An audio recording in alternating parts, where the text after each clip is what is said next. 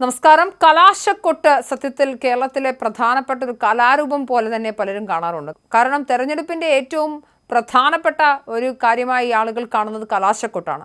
അതായത് വോട്ടെണ്ണുന്നതിന്റെ തലേദിവസം നിശബ്ദ പ്രചാരണമാണ്. അതിന് തൊട്ടു മുൻപുള്ള ദിവസം മാസങ്ങൾ അല്ലെങ്കിൽ ആഴ്ചകൾ നീണ്ടു നിൽക്കുന്ന അതിശക്തമായ പ്രചരണങ്ങൾ, ഏറ്റവും ഒടുക്കം പ്രധാനപ്പെട്ട കേന്ദ്രങ്ങളിൽ ആടിയും പാടിയും ചെണ്ടകൊട്ടും വാദ്യമേളങ്ങളും മുദ്രാവാക്യ വിളികളുമായൊക്കെ എല്ലാ പാർട്ടിയുടെ അണികളെത്തി ആർത്തുല്ലസിച്ച് ബഹളം വെച്ച് തീർക്കുന്ന ഒന്നാണ് ഈ കലാശക്കൊട്ട്. ഈ കലാശക്കൊട്ട് ഇപ്പോൾ കുറച്ച് മിനിറ്റുകൾക്ക് മുൻപ്, അതായത് 6 മണിയോടുകൂടി കലാശക്കൊട്ട് കേരളത്തിൽ അവസാനിച്ചിരിക്കുന്നു. ഇനി നിശബ്ദ പ്രചരണമാണ്. പക്ഷേ ഇത്തവണ കേരളത്തിലെ എല്ലാ മണ്ഡലങ്ങളും കലാശക്കൊട്ടിൽ സ്ഥാനാർത്ഥികൾ അണിനിരന്നെങ്കിലും കേരളത്തിലെ പുതുപ്പള്ളി എന്ന മണ്ഡലത്തിൽ ഇത്തവണ കലാശക്കൊട്ടില്ല. പുതുപ്പള്ളി ഉപതെരഞ്ഞെടുപ്പ് പ്രചരണത്തിൽ വേറിട്ട മാതൃകയുമായി എത്തുകയാണ് UDF സ്ഥാനാർത്ഥി ചാണ്ടി ഉമ്മൻ. ആർഭാടപൂർണമായ പ്രചരണ രീതികൾ പൂർണ്ണമായും ഉപേക്ഷിച്ച് ആ തുക പാവപ്പെട്ടവർക്ക് വീട് നിർമ്മിച്ചു നൽകുന്നതിനായി വിനിയോഗിക്കാനാണ് അദ്ദേഹം തീരുമാനിച്ചിരിക്കുന്നത്. ഇതിന്റെ ഭാഗമായി മണ്ഡലത്തിൽ ഫ്ലെക്സുകൾ, ബാനറുകൾ, പോസ്റ്ററുകൾ എന്നിവ അദ്ദേഹം നേരത്തെ തന്നെ ഒഴിവാക്കിയിരുന്നു. ഇതിന് പിന്നാലെ പ്രചരണത്തിന്റെ അവസാന ഘട്ടമായ കലാശക്കൊട്ടും അദ്ദേഹം വേണ്ടെന്ന് വെച്ചിരുന്നു.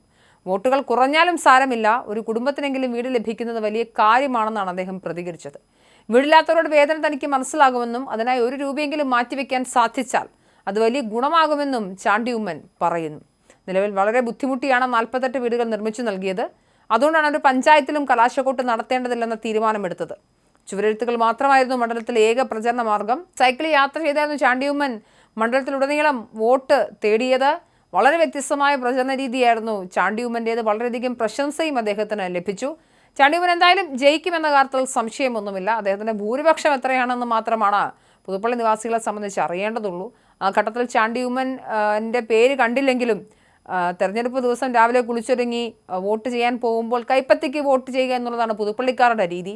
അതെന്തായാലും ഉണ്ടാകും.